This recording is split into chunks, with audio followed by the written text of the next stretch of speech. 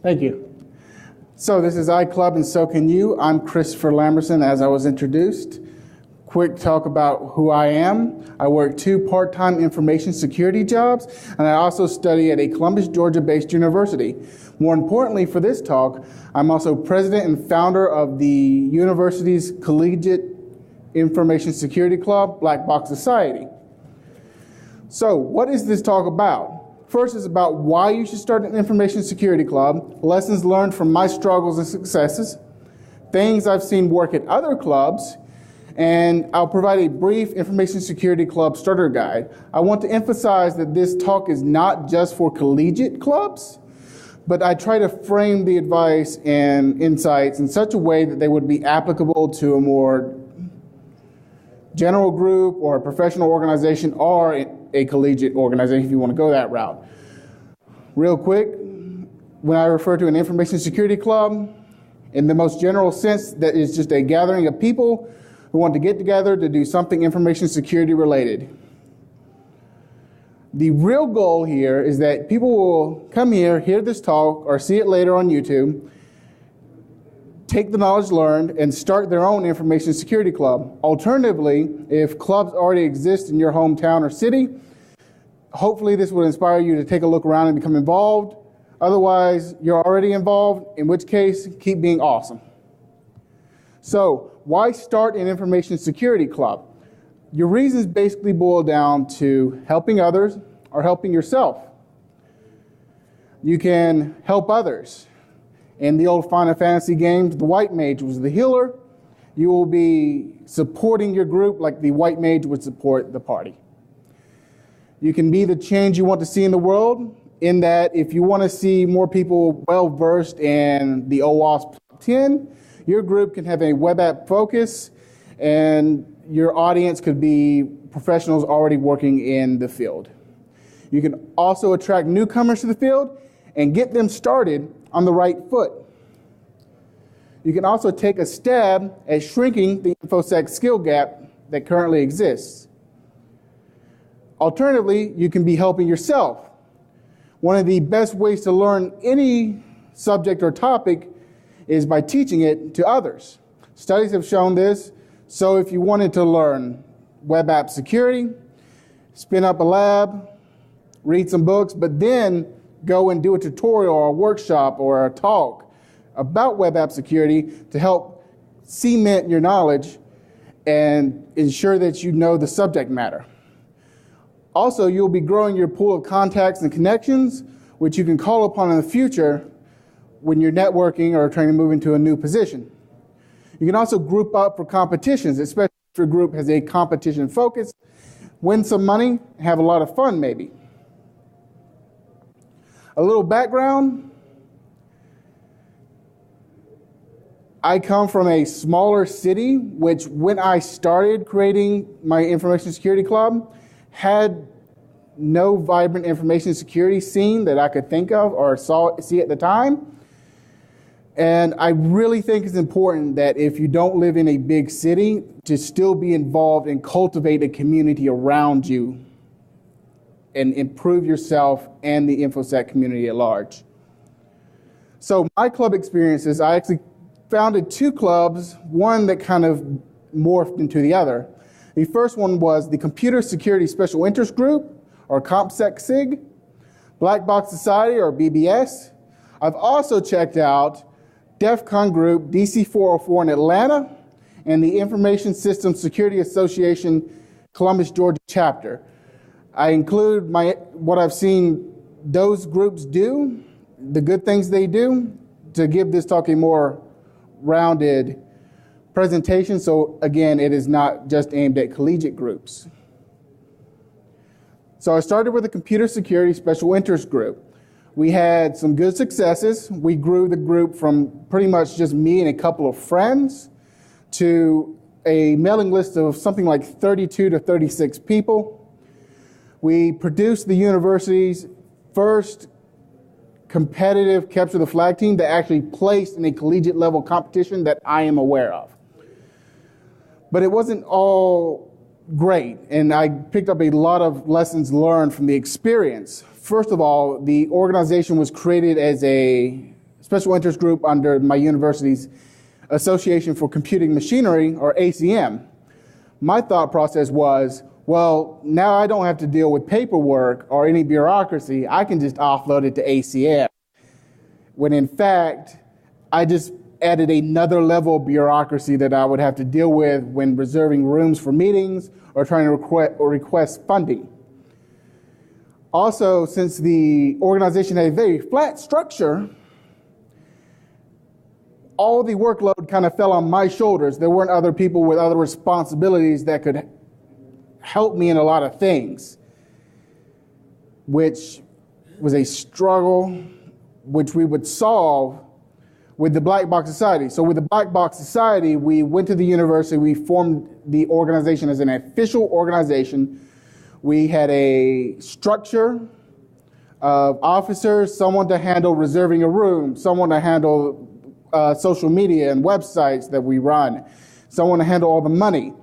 So we distributed the workload, everything went a lot smoother. Since we were also an official organization, we could take advantage of the social media platform that the university provides for all registered student organizations. We could also schedule rooms and have regular meeting times and places. The organization is still not as good as I think it can be. One of the key areas where we should improve, I think, is more community involvement, more members and attendees doing presentations. And I've seen other clubs do that. We'll talk about it. It's really great, and it's something I want to try to emulate.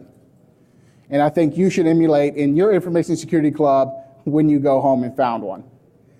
So good thing I've seen at these other clubs. At DC 404, new attendees get attention. They have a brief moment at the beginning of every meeting where new members are asked who they are to introduce themselves. It helps to mingle. It helps them to mingle. Attendees do most of the presentations that I've seen. There's not an official talk guy, and that's excellent. That's something you should try to get done in your organization. Probably the coolest thing they do is they always have background events like a Network King of the Hill CTF competition or a lockpicking village. As for the ISSA Columbus, Georgia chapter, they have a more well-respected and prestigious name attached to them as far as companies go in the eyes of companies, which means they have better backing. They can usually get better venues for their meetings and sometimes get their meetings catered.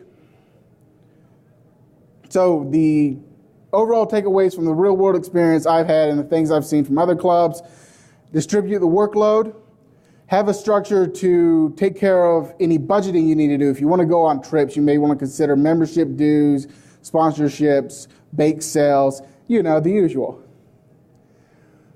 Have a consistent meeting time in place. This helps others to schedule around you and to make sure that they can be there for your meeting. Communicate well.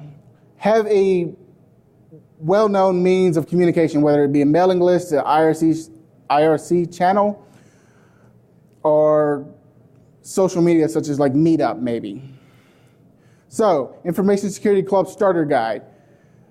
First thing you need to do is decide whether you want to bootstrap your own organization or branch off from an existing organization. There are pros and cons to each. This talk will be mostly concerned with bootstrapping your own organization. The second thing you want to do is have a look around your local area. Maybe a group already exists that does all the things you want to do, and all you'd be doing is kind of adding to the noise by starting your own club that just a proxy for the other. And always keep your audience in mind through the entire process. Since clubs are a social thing, you probably already have your audience in mind. The second thing you really need to start thinking about is logistics. You want to consider a location, how you're going to advertise, and how you're going to communicate. With your location, I've seen organizations use university classrooms, corporate meeting rooms, restaurants, cafes, and pubs. In the dual Tetris picture, sometimes it won't be so obvious what the best location is. The key things you're going to need are probably a projector, depending on what kind of meetings you're going to be having. It needs to let you get loud enough to have a meeting, and it needs to be let you get quiet enough to have one-on-one conversations between other people. Some other nice things to have are power strips, lots of power strips. You can never have enough power strips, and lots of different adapters for different hookups if you're using that projector. I swear that was in the talk the whole time. So you want to start thinking about advertisement. This could be as simple as putting up flyers where smart people hang out, using social media such as Meetup, or working with your parent org if you decided to go that route. You need to start thinking about communications. How are you going to keep in touch? Personally, I usually like mailing lists. You may prefer social media or IRC.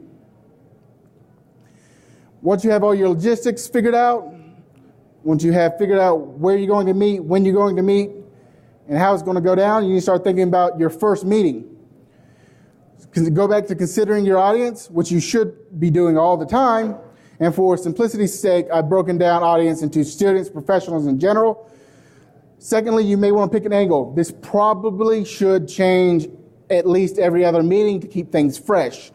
But it can be something like, and these are just examples, competition preparation, skill development, networking, and career development.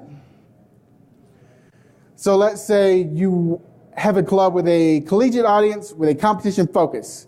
A meeting you may want to do is Introduction to CTF, talking about the differences between Jeopardy style, King of the Hill, Attack, Defend, maybe talk about other security competitions like collegiate cyber defense competitions, stuff like that. Alternatively, if you have a more general audience with a career development focus as your first meeting, you may want to talk about local tech companies, what they're looking for, who they're hiring. For bonus points, get a guest speaker from one of those companies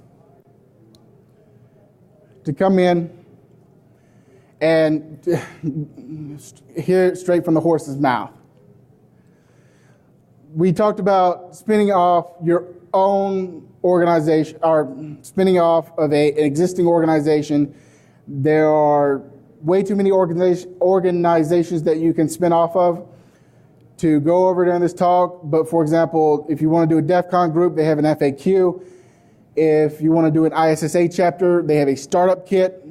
If you want to do a 2600 meeting, they have guidelines. So in conclusion, create a club, just do it. It can be really easy. It can start off as just a social get together with you and your friends for a network King of the Hill competition. All you need to do is have that room and time ready, invite people over, and have that first meeting in your mind. I'm going to take questions here shortly, but first, I'd like to thank my Proving Grounds mentor, Rachel Lininger, all the Black Box Society members and officers, my academic mentor, Dr. Picard, and all the computer science faculty at CSU, and a shout out to DC 404 and the Columbus chapter of the ISSA for unknowingly contributing to my talk. Questions?